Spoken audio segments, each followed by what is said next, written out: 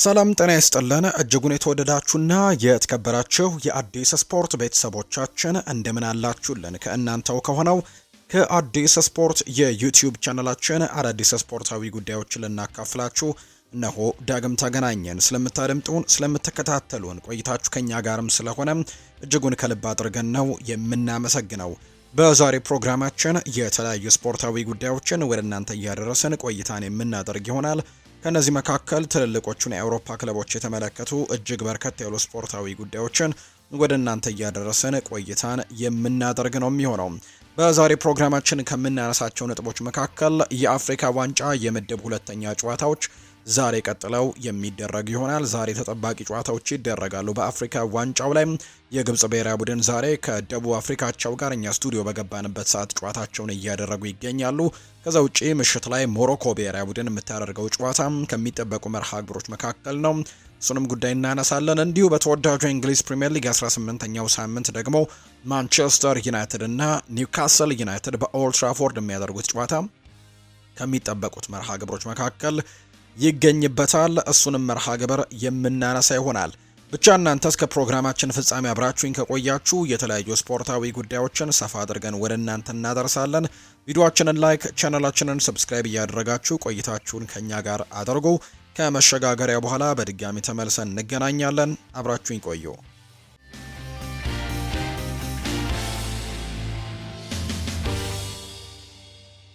የአፍሪካ ዋንጫን የተመለከተ ጉዳይን እናንሳም።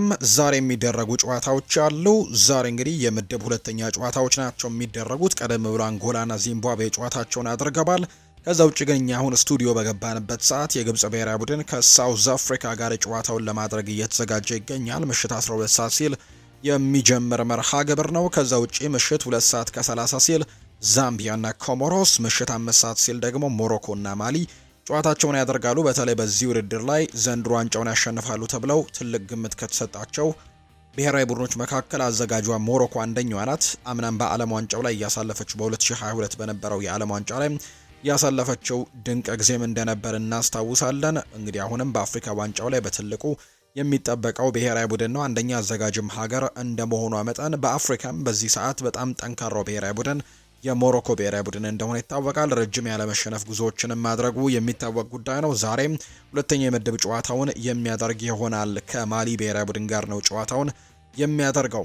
ህልም እንዳይሳካም የሚያደርገው ውድቀትን መፍራት ነው ብሏል። የሞሮኮ ብሔራዊ ቡድን በተጫዋቾች ልምምድ ስፍራ ላይ በትልቅ ስክሪንም ለቡድኑ አነቃቂ መልእክቶችን አስመልክቶ እያሳየ እንደነበር ነው የተመለከትነው። በስፍራው በሚገኘው ስክሪን የሰፈረው አነቃቂ መልእክትም ህልም እንዳይሳካ የሚያደርገው ብቸኛው ነገር ውድቀትን መፍራት ነው ሲል ይነበባል።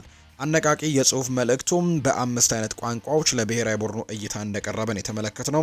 የአፍሪካ ዋንጫ ቅድመ ግምትን ያገኙት የአትላስ አንበሶቹ ከ49 ዓመታት በኋላ የውድድሩን ባለ ክብር ለመሆንም እንደሚፋለሙ ይታወቃል። ዛሬ ደግሞ የምድብ ሁለተኛ ጨዋታቸውን የሚያደርጉ ነው የሚሆነው። ወደ ውጭ ሀገር ስፖርታዊ ጉዳዮቻችን እናምራና ደግሞ የተወዳጁ የእንግሊዝ ፕሪምየር ሊግ ዛሬ የሚደረግ አንድ መርሃ ግብር አለ። ዛሬ እንግዲህ ጅማሮን ያደርግና ነገም በርከት ያሉ ጨዋታዎች ይደረጉበታል። ዛሬ ግን በ18ኛው ሳምንት መርሃ ግብር ማንቸስተር ዩናይትድ የሚያደርገው መርሃ ግብር ነው። የ18ኛው ሳምንት የመክፈቻ ጨዋታ የሆነው ምሽት ልክ 5 ሰዓት ሲል የሚደረግ መርሃ ግብር ነው። ይህ ጨዋታ በማንቸስተር ዩናይትድ ሜዳ በኦልድ ትራፎርድ ነው የሚደረገው። ማንቸስተር ዩናይትድ ወጥ የሆነ የውድድር ዓመትን እያሳለፈ አይገኝም። ልክ ነው። አምና በዚህ ሰዓት ከነበሩበት ደረጃ የተሻሉ ነገሮችን እየተመለከተ ነው። በቁጥራዊ መመዘኛዎችም የተሻለው ማንቸስተር ዩናይትድ ዘንድሮ እየተመለከተን እንደሆነ ይታመናል። በውጤት ረገድ ግን ወጥነት የጎደለው ይመስላል። አምና 17 ሳምንታትን በተጓዘው የፕሪሚየር ሊግ ውድድር ወይም ክሪስማስ እንግዲህ በደረሰበት ጊዜ ላይ ማንቸስተር ዩናይትድ በደረጃ ሰንጠረዡ 13ኛ ደረጃ የተቀመጠበት 22 ነጥቦችን የሰበሰበበት እንዲሁ አንድ ግብ ዕዳ የነበረበትም ቡድን እንደነበር እናስታውሳለን። ነገር ግን ዘንድሮ በተመሳሳይ 17 ጨዋታዎች ግን የሰበሰበው ነጥብ 26 ነው። 7ኛ ደረጃ ላይ ተቀምጧል። 3 ንጹህ ግቦችን ደግሞ ያስመዘገበው ቡድን ነውና ከአምናው የተሻለ ደረጃ ላይ እንደሚገኝ ይታወቃል። በቁጥራዊ መመዘኛዎች ከተመለከትን ማንቸስተር ዩናይትድ ዘንድሮ በፕሪሚየር ሊግ ብቻ ሳይሆን በአውሮፓ ከሚገኙ ትልልቆቹ ክለቦችም ጭምር ሙከራዎችን በማድረግ በጥቂት በጣት በሚቆጠሩ ክለቦች ብቻ ነው የሚበለጠው። በማድሪድ፣ በፓሪስ ሰን ዠርሜን፣ በባርሳና በሙኒክ ብቻ ነው የሚበለጡት። በርከት ያሉ የጎል ሙከራዎችን በማድረግ ነገር ግን ጎል በማስቆጠሩ ረገድ በፕሪሚየር ሊጉ ከአርሰናል እኩል ከማንቸስተር ሲቲ ደግሞ አንሰው ሁለተኛ ደረጃ ላይ የተቀመጡበትን ነገር ተመልክተናል። በዚህ ውድድር ዓመት ትልቁ ማሻሻል የሚጠበቅባቸው ጉዳይ የሚቆጠርባቸውን የጎሎች ብዛት ነው። በፕሪሚየር ሊጉ 5ኛ ደረጃ ላይ ነው የሚቀመጠው። ብዙ ጎል በተቆጠረበት ደረጃ ቢወጣም 5ኛ ደረጃ ላይ ነው የሚቀመጠው። ይሄ ቡድን እንግዲህ የሚበልጠው 17ኛ፣ 18ኛ፣ 19ኛ እና 20ኛ ደረጃ ላይ የተቀመጡት ቡድኖችን ብቻ ነው። ማንቸስተር ዩናይትድ እንግዲህ ብዙ ጎል የተቆጠረባቸው ቡድኖች ናቸው እነዛ። ከነሱ በመቀጠል ማንቸስተር ዩናይትድ ነው የሚመጣው። ስለዚህ ዘንድሮ ማጥቃቱ ላይ በደንብ ጎሎችን በማስቆጠር ላይ ሙከራዎችን በማድረግ ላይ የተሻሉ ቁጥሮችን በማስመዝገቡ ረገድ ትልቅ ነገሮችን ሲያስመዘግቡ፣ በአንጻሩ ግን በተቃራኒው ብዙ ጎል የሚቆጠርበት ቡድን ሆኗልና ይህም ውጤት ለማጣቱ ትልቁ ምክንያት እንደሆነ እየተገለጸ ይገኛል። ባለፉት እንግዲህ በዚህ በውድድር ዓመት ባደረጓቸው ጨዋታዎች በአንድ ጨዋታ ብቻ ነው ጎል ሳይቆጠርባቸው የወጡት ወይም ክሊንሺት አስመዝግበው የወጡት። እሱም ከሰንደርላንድ ጋር 2-0 ባሸነፉበት የሴኒ ላሜንስ የመጀመሪያው ጨዋታ እንደነበር እናስታውሳለን። ከዛ ውጭ ግን በሁሉም ጨዋታዎች ላይ ጎሎች ተቆጥሮባቸዋልና ይህንን ነገር ማስተካከል ይጠበቅባቸዋል። ዛሬ ደግሞ ከኒውካስል ዩናይትድ ጋር ነው ጨዋታቸውን የሚያደርጉት። ኒውካስል ዩናይትድም በእርግጥ በዚህ ውድድር ዓመት ያን ያክል ጠንከር ያለ ውድድር ዓመትን እያሳለፈ ነው ብሎ ማንሳት አይቻልም። በደረጃ ሰንጠረዡን ከተመለከትነው 11ኛ ደረጃ ላይ ነው ተቀምጠው ዛሬ ከማንቸስተር ዩናይትድ ጋር ጨዋታቸውን የሚያደርጉት። ነገር ግን ባለፉት ጥቂት የእርስ በርስ ግንኙነቶቻቸው ግን ኒውካስል የተሻሉ ቁጥሮችን ማስመዝገቡን ተከትሎ በዛሬው ጨዋታም ጠንከር ያለ ፍልሚያ ይኖራል ተብሎ ይታሰባል። ለማንቸስተር ዩናይትድ በእንቅርት ላይ ጆሮ ደግፍ የሚያደርገው ደግሞ በጣም ወሳኝ የሚባሉ ተጫዋቾች በጉዳት ምክንያትና በአፍሪካ ዋንጫው ምክንያት በዛሬው ጨዋታ ላይ አለማግኘቱ ነው። አማድ ኤምቤሞና ማዝራዊ በአፍሪካ ዋንጫው ምክንያት አይገኙም። ኮቢ ማይኖ፣ ብሩኖ ፈርናንዴስ፣ ማታያስ ደሊት እና ሃሪ ማጓየር በጉዳት ምክንያት በዛሬው ጨዋታ ላይ የማይኖሩ ተጫዋቾች ናቸው ተብሎ ይታሰባል። አሰልጣኝ ሩበን አሞሪም ያለ ብሩኖ ፈርናንዴስ ዛሬ ምን አይነት ነገሮችን ያስመለክቱናል? በርካቶች የሚጠብቁት ነው። ምናልባት እንደ ባለፈው ሳምንቱ ጨዋታ እንግዲህ በነበራቸው ጨዋታ ላይ ብሩኖ ጉዳት በገጠመው ጊዜ ሊሳንድሮ ማርቲኔዝን በሱ ቦታ ላይ አድርገውት ጥሩ የኳስ ማቀበል ችሎታ እንዳለው በደንብ አሳይቷል እና ያንን ነገር ዛሬም ሊጠቀሙበት እንደሚችሉ ግምቶች እየወጡ ይገኛሉ። በአጠቃላይ የዛሬው ጨዋታ ግን ልክ ምሽት 5 ሰዓት ሲል በኦልድ ትራፎርድ ስቴዲየም ማንቸስተር ዩናይትድ እና ኒውካስል ዩናይትድ የ18ኛውን ሳምንት የተወዳጁ የእንግሊዝ ፕሪምየር ሊግ መርሃ ግብራቸውን የሚያደርጉ ነው የሚሆነው። አርሰናልን የተመለከቱ መረጃዎችን ደግሞ እናንሳ። አርሰናል የ19 ዓመቱን የኤሲ ሚላን የግራ መስመር ተከላካይ የሆነውን ዴቪድ ባርቴሳጊን በጃንዋሪ ትራንስፈር ዊንዶ ወይም ደግሞ በጥር ተጫዋቾች የዝውውር መስኮት ቀዳሚ የዝውውር ኢላማቸው ማድረጉ ነው የተዘገበው። ጣሊያናዊው ኮከብ በቅርብ ጊዜ በሴሪኤ ባሳየው ድንቅ ብቃትም አርሰናሎች 19 ዓመቱን ተከላካይ ለማስፈረም ከወዲሁ ዝግጅት መጀመራቸው ነው የሚነገረው። አርሰናል በተረጋጋ ሁኔታ ተጫዋቾችን ከሳንሲሮ ወደ ኤምሬትስም ለማዘዋወር ከተጫዋቹ ወኪል ጋርም በአካል ጭምር ተገናኝተዋል የሚል መረጃ ነው የወጣው። የ19 ዓመቱ ጣሊያናዊ ኮከብም በጣሊያን ስካውቶች ቀጣዩ ፓውሎ ማልዲኒ እየተባለ ቅጽል ስም እንደወጣለት ጭምር ነው የተነገረው።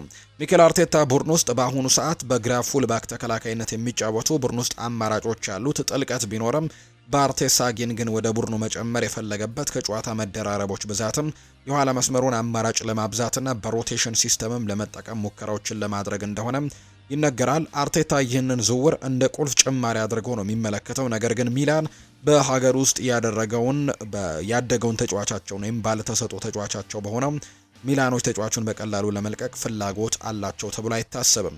ተጫዋቹ ከሮሰኔሪዎቹ ኤሲ ሚላን ጋር እስከ ሰኔ 2030 ድረስም በሳንሲሮ የሚቆይ ኮንትራት ያለው ሲሆን አርሰናል ግን ተጫዋቹን ከጣሊያን ወደ እንግሊዝ ለማስኮብለልም የጣሊያን አንደር 21 ተጫዋች የሆነውን ጣሊያናዊውን ኢንተርናሽናል በዚህ የዝውውር መስኮትም ዝውውሩን ለመጨረስ ያላቸው ትልቅ ግምትን አጥብቀው ይይዛሉ ተብሎ እንደሚታሰብ ነው ጋዜታ ዴሎ ስፖርት መረጃውን እያወጣም የሚገኘው።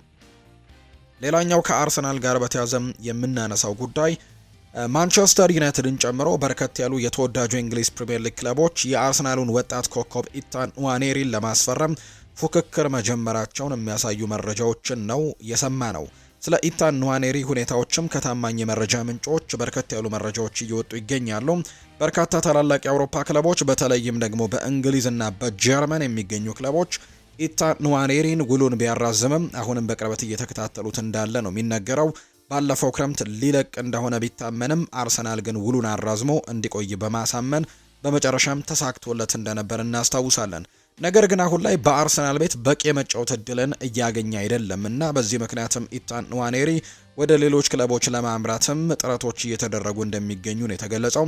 አርሰናል በመጪው የጥር ተጫዋቾች የዝውውር መስኮት ለኢታን ንዋኔሪ የሚቀርቡ የውሰት ጥያቄዎችን ለማስተናገድም በራቸው ክፍት መሆኑን ነው በይፋ ያስታወቁት።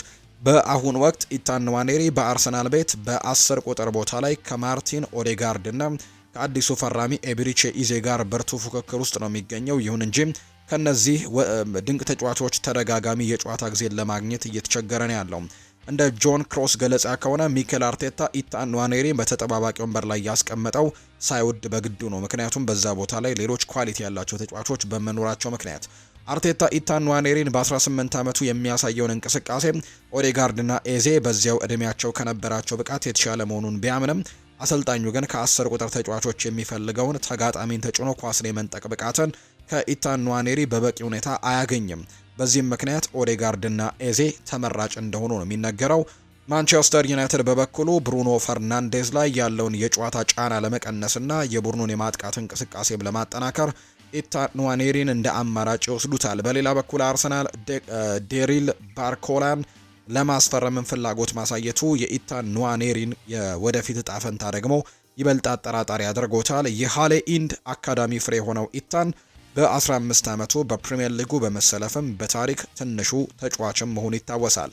ምንም እንኳን ውሉን እስከ 2030 ድረስ ቢያራዝምም በቂ የጨዋታ ጊዜ ባለማግኘቱ እድገቱ የተገታ ይመስላል። ኢታን ንዋኔሪ ልቡ አርሰናል ውስጥ ሲሆን አርቴታ ለተጫዋቹ እድገትም ሲል በውሰት እንዲወጣም መፍቀዱ እየተሰማ ይገኛል። ቸልሲ፣ ክሪስታል ፓላስ፣ ሰንደርላንድ እና ኒውካስል ዩናይትድም ተጫዋቹን ለማስፈረም ፍላጎት ካሳዩ ክለቦች መካከል ይጠቀሳሉ። ማንቸስተር ዩናይትድ ቀደም ሲል ቺዶ ኦቢ ማርቲንንና አይደን ሄቨንን ከአርሰናል አካዳሚ ማስፈረሙ የሚታወስ ነው። አሁን ደግሞ ኢታን ንዋኔሪን በውሰት በመውሰድ የሶስተኛውን የአርሰናል አካዳሚ ውጤት የግላቸው ለማድረግ እቅድ አላቸው። በመጪው ጥር አርሰናል ለኢታን ንዋኔሪ የሚቀርቡ ጥያቄዎችን መካከል የትኛውን ይቀበላል፣ የትኞቹስ የተሻለ የጨዋታ ጊዜ ለማግኘት ወዴት ያመራል የሚለው ጉዳይ በጉጉት እንዲጠበቅ እንዳደረገው ነው መረጃው የወጣው። ማንቸስተር ዩናይትድን የተመለከተ መረጃን ደግሞ እናንሳ። ማንቸስተር ኢቭኒንግ ኒውስ የማንቸስተር ዩናይትድ ደጋፊዎች በብሩኖ ፈርናንዴዝ መጎዳት በኋላ በአሁኑ ሰዓት ክለቡ ተሸክሞ ወደ ውጤት ያሻግራል ብለው ስለሚያስቡት ተጫዋችም ጥያቄ አቀርቦላቸው እንደነበር ነው የተነገረው። ከነዚህ መካከል ከ90 በመቶ በላይ የሚሆኑት ደጋፊዎች ማቲያስ ኩኛህን መርጠውታል። ብዙዎችም እሱ ያለን ትልቁና ብቸኛው ተስፋችን ነው ሲሉ ማቲያስ ኩኛህ ላይ ሁሉንም ነገር መጫናቸውን ወይም ደግሞ ተስፋችን እሱ ነው ሲሉ ሀሳባቸውን መስጠታቸውን የተነገረው። ይሄ ማንቸስተር ኢቭኒንግ ኒውስ በማንቸስተር ከተማ በመገኘት የማንቸስተር ዩናይትድ ደጋፊዎችን ጠይቆ ያሰባሰበው መረጃ ነው። 90 በመቶ የሚሆኑት ደጋፊዎች ከ100%ቱ 90 በመቶ የሚሆኑት ደጋፊዎች ማቲያስ ኩኛህ ነው ቀጣዩ ተስፋችን ሲሉ ነው ሀሳባቸውን ያጋሩት። በተጨማሪም የተወሰኑ ደጋፊዎች ሜሰን ማውንትን ራሱን ማሳየት ያለበት ጊዜ መጥቷል ሲሉ የጠቀሱም አሉ። የ10 ቁጥሩ ብራዚላዊ ማቲያስ ኩኛህ ግን ከዩናይትድ ደጋፊዎች የተሰጠው ትልቅ የተስፋ አደራን ለመክፈልም ዛሬ ትልቅ የትኩረት ማዕከል ሆኖ ጨዋታውን ያደርጋል ተብሎ እንደሚጠበቅ ነው መረጃዎች እየወጡ የሚገኙት። ከወልቨርሃምፕተን ወንደረርስ ማንቸስተር ዩናይትድን ከተቀላቀለ ወዲህ በየጨዋታው ለማንቸስተር ዩናይትድ ያለውን ነገር በመከላከሉም በማጥቃቱም ሲሰጥ እንመለከተዋለን እና በዛሬው ጨዋታ ላይም ተጠባቂው ተጫዋች ይሆናል ተብሎ ይታሰባል። ማቲያስ ኩኛ ከካሴሜሮ አይነት የስራ ባህል በመቀጠል ዋና ትኩረት ነው ሲልም ጭምር ሩበን አሞሪም ይናገራል። ካሴሜሮ ለምን 5 የቻምፒየንስ ሊግ ዋንጫዎችን እንዳሸነፈ መረዳት ትችላላችሁ። ኮንትራት እያለህም ይሁን ሳይኖርህ ለእያንዳንዱ ነገር ትኩረት መስጠት ያስፈልጋል። ካሴሜሮ በጣም ምርጥ ተጫዋች ነው። በጥርም ደግሞ ጥሩ ተጫዋችን ማግኘት የምንችል ከሆነ እናመጣለን፣ ካልሆነ ደግሞ በክረምት ላይ ወጪ እናደርጋለን ሲል ነው አሰልጣኝ ሩበን አሞሪም ሀሳቡን እየሰጠም የሚገኘው። ሩበን አሞሪም ይቀጥልና ኮቢ ማይኖ የማንቸስተር ዩናይትድ ፊውቸር ይሆናል ሲል ነው የተናገረው። እሱ እድል እስከሚሰጠው ድረስ ብቻ መጠበቅ ነው ያለበት። በእግር ኳስ ውስጥ በሁለት ቀን ሁሉም ነገር ሊለወጥ ይችላል። ተጫዋችን ያለ ተተኪ መልቀቅም ከባድ ነው። እኛም ደግሞ ጎዶሎ ሆነናልና እዚህ ሊከሰት ስለሚችለው ነገር እንመለከታለን ሲልም ጭምር ነው የተናገረው አሰልጣኝ ሩበን አሞሪም ይህንን ሀሳብ ሲሰጥ። ቤን ጃኮብስ ስለ ኮቢ ማይኖ ይናገራል። ኮቢ ማይኖ አሁንም በውሰት ለመልቀቅ ይፈልጋል። ናፖሊን ቀዳሚው ምርጫ አድርጎታል። ኮቢ በሲሪኤው እንደ ስኮት ማክቶሚኔ ተጽዕኖ መፍጠር ፍላጎት ያለው ሲሆን ከዚያም በክረምት ወደ ዩናይትድ ተመልሶ መጥቶ በማክቶሚኔ ያደረጋችሁትን ስህተት አትስሩ የሚል መልእክትንም ማስተላለፍ ይፈልጋል ነው የተባለው። በማንቸስተር ዩናይትድ እና በናፖሊ መካከልም ንግግሮች እንደተቀጠሩ የሚያሳዩ ነገሮች ያሉ የዝውውር ባለሙያ የሆነው ኒኮላ ሺር እንደዘገበው ከሆነ ናፖሊ የማንቸስተር ዩናይትዱን አማካይ ኮቢ ማይኖን ለማስፈረም ካለው ከፍተኛ ፍላጎት የተነሳ ከተጫዋቹ ወኪሎች ጋርም አዲስ ንግግር ለመጀመር ዝግጅቱን አጠናክሯል። የ20 ዓመቱ የእንግሊዝ ብሔራዊ ቡድን ተጫዋችም በአዲሱ አሰልጣኝ ሩበን አሞሪም ስር ቋሚ የመሰለፍ ዕድል በማጣቱ በጥር የዝውውር መስኮት ከኦልትራፎርድ ሊወጣ ይችላል የሚል ግምቶችን በስፋት እየተሰሙ ይገኛሉ። ባለፈው የውድድር ዘመን በሴሪኤ ሻምፒዮን የነበረው ናፖሊ ኮቢ ማይኖን እስከ 2025-26 የውድድር ዘመን መጨረሻ ድረስም በውሰት ለመውሰድ ይፈልጋል። የአሰልጣኙ ፍላጎት አሰልጣኝ አንቶኒዮ ኮንቴ ለእንግሊዛዊው አማካይ ያላቸው አድናቆት የሚታወቅ ሲሆን በዚህ የዝውውር ድርድር ላይ ራሳቸውን በቀጥታ እያሳተፉ መሆኑ ተነግሯል። ናፖሊ ኮቢ ማይኖን ለቡድናቸው ፈጣን አጨዋወትም ተስማሚና በመሃል ሜዳ ላይ ደግሞ ለገጠማቸው የጉዳት ችግር መፍትሄ ይሆናል ብለው ነው የሚያስቡት። ማንቸስተር ዩናይትድ ኮቢ ማይኖን ከክለቡ አካዳሚ ከወጡ ምርጥ ተሰጥኦዎች አንደኛው አድርገው ቢመለከቱትም ተጫዋቹ ለ2026 የዓለም ዋንጫ ዝግጁ ለመሆን መደበኛ የመጫወት ጊዜንም ይፈልጋል የተባለው አሰልጣኝ ሩበን አሞሪም የታዳጊውን ብቃት ቢያደንቁም የእሱ ሚና ከብሩኖ ጋር ተመሳሳይ መሆኑ ቋሚ መሰለፍ ዕድልን አስቸጋሪ አድርጎበታል። የክለቡ የበላይ ኃላፊዎች ጄሰን ዊልኮክስ እና ሰር ዴቭ ብሬስፈርድም ተጫዋቹን በውሰት ከመልቀቃቸው በፊት ቡድኑ ያለውን የመሃል ሜዳ ጥልቀትንም እንደሚገመግሙ ነው የሚጠበቀው። ለኮቢ ማይኖ የሚመጡት ጥቂት ሳምንታትም ወሳኝ ናቸው። ዝውውሩ ከተሳካ በጣሊያን ከፍተኛ ሊግ ውስጥም ራሱን ለበለጠ ለማሳደግም ጥሩ እድል ይኖረዋል ተብሎ እንደሚታሰብ ነው መረጃው የወጣው። በዚሁ የሲቲ ጉዳዮችን እናንሳ። ጀረሚ ዶኩ እና ሮድሪ ሙሉ በሙሉ ከጉዳታቸው አገግመዋል። እናም ሁለቱም ለሰንደርላንዱ ጨዋታ 100% ብቁ ናቸው። ምናልባትም ቅዳሜ ዕለት ዶኩ ከስብስቡ ጋር አብሮ ሊጓዝ ይችላል ለኖቲንግሃም ፎረስቱ ጨዋታ ተብሎ እየታሰበ ይገኛልና ሁለቱም ተጫዋቾች ግን ከጉዳታቸው ማገገማቸው ነው እየተገለጸ የሚገኘው። በቀጣይ ሳምንት በሚደረገው ጨዋታ ላይ ዶኩም እንዲሁ ደግሞ ሮድሪም ቢሆን ወደ ጨዋታ ይመለሳሉ ተብሎ እንደሚጠበቅ ነው መረጃው የወጣው። ሪያል ማድሪድን እንመልከት። ቪኒሲዮስ ጁኒየር ለሪያል ማድሪድ የሚሰጠውን ነገር የሚያደርግ አንድም ተጫዋች በገበያው ላይ የለም ሲል ራዲዮ ማርካ ሀሳቡን አጋርቷል። ሪያል ማድሪድ ጃኮብ ራሞን በቅርቡ ወደ ክለቡ እንደሚመለስ ያምናሉ። በሱ ላይ ከፍተኛ እምነትም እንዳላቸው ነው መረጃው የወጣው። ኒኮ ሽሎተር ቤክ በሪያል ማድሪድ የሚደነቅ ተጫዋች ነው። በ2027 ከኮንትራት ነፃ ይሆናል። ነገር ግን ዝውውሩ በ2026 የመፈጸም እድልም አላቸው ተብሏል። ሪያል ማድሪድ ኢብራሂማ ኮናቴን ላለማስፈረም ከወሰነ በኋላ አሁን ደግሞ ከዳዮት ኦፓሚካኖ ጋርም ራሱን አውጥቷል ተብሏል። ይህንንም ዝውውር አይፈልገውም። ማርክ ጉሂ ለሪያል ማድሪድ የመጫወት ከፍተኛ ፍላጎት ቢኖረውም ሪያል ማድሪድ እሱን ለማስፈረምም እያሰበ አይደለም የሚል መረጃ ነው ሮድራ መረጃውን ያጋራው። ዳቪድ አላባ በተመሳሳይ የውድድር ዓመት የመጨረሻው እንደሚሆን ይሄ የውድድር ዓመት እየተነገረ ነው። ሪያል ማድሪድን በዚህ የውድድር ዓመት መጨረሻ ላይ የሚለቃል። እስካሁን ምንም አይነት የኮንትራት ማደሻ ውልም አልቀረበለትም ብሏል ሮድራ በመረጃው። ባየር ሚኒክ የተከላካይ ክፍሉን ለማጠናከር የቦሪሲያ ዶርትመንዱን የመሃል ተከላካይ ኒቶ ሽሎተር ቤክን የማስፈረም ሂደቱን ለማፋጠን እየተዘጋጀ መሆኑ ተዘግቧል። ቢልድ እንደዘገበው ከሆነ ባየር ሚኒክ ሽሎተር ቤክን እንደ ስልታዊ አማራጭ የተመለከተው የዳዮት ኦፓሚካኖ የወደፊት ቆይታ ባለመታወቁ ነው።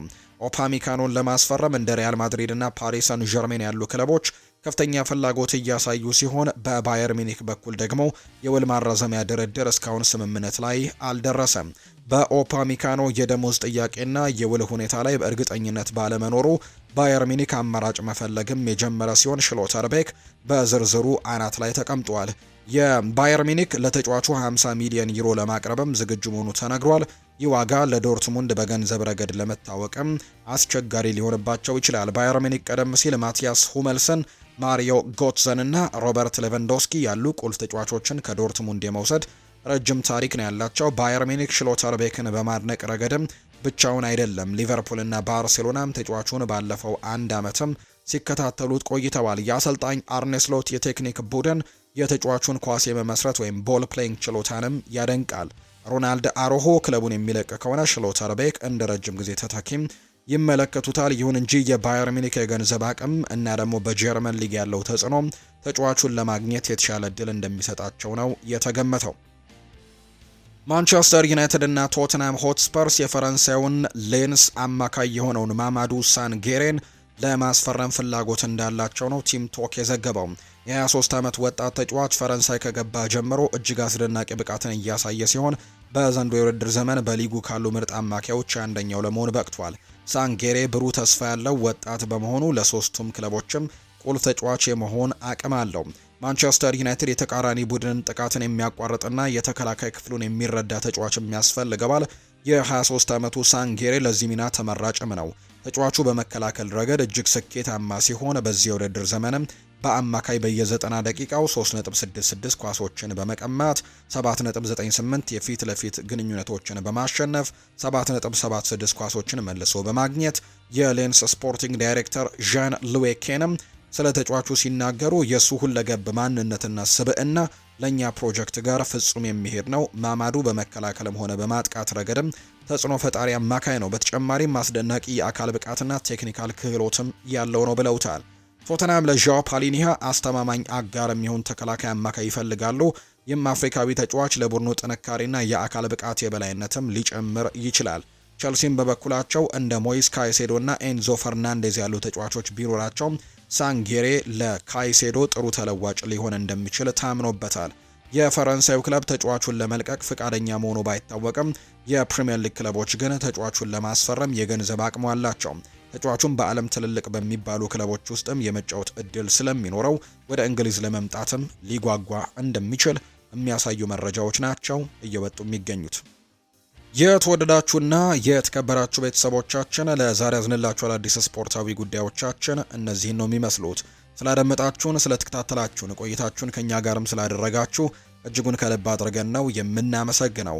ፉአድ ባህሩ የዛሬውን የዕለተ አርብ የምሽቱን የስፖርት የመረጃ ሰዓትን ወደ እናንተ እያደረስኩኝ ቆይታን አደረግኩኝ። ዛሬ በአፍሪካ ዋንጫ የሚደረጉ ጨዋታዎች ያሉ፣ ከዛ ውጪ ደግሞ በተወዳጁ የእንግሊዝ ፕሪሚየር ሊግ 18ኛው ሳምንትም የሚደረግ ተጠባቂ ጨዋታ አለ።